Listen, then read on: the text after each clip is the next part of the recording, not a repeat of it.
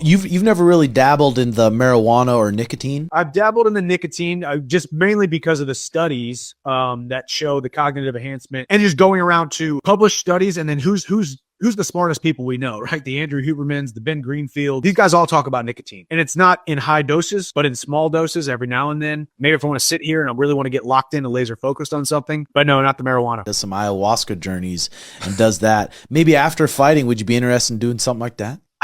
I don't think so, man. I've heard enough where I'm like, hey, and like I said, I haven't done enough research, but people, the big overarching fear for everybody is like, hey, you want to get to a point where maybe you unlock some demons that you have, or you get over some humps and your life becomes better. But what if the exact opposite is true, that you unlocked something in yourself that you didn't really want? You wanted to keep it suppressed your entire life because it was good for you to keep it suppressed. You know, that would be my biggest fear with that, is like, I'm pretty happy with who I am, what I'm doing, how I operate, how my mind works. I got things I can work on, of course, but I think there's a little bit more traditional, less scary techniques that I can use, rather than go into a place where I may come out the other side a completely different person for the worse. Yep, just full on hippie.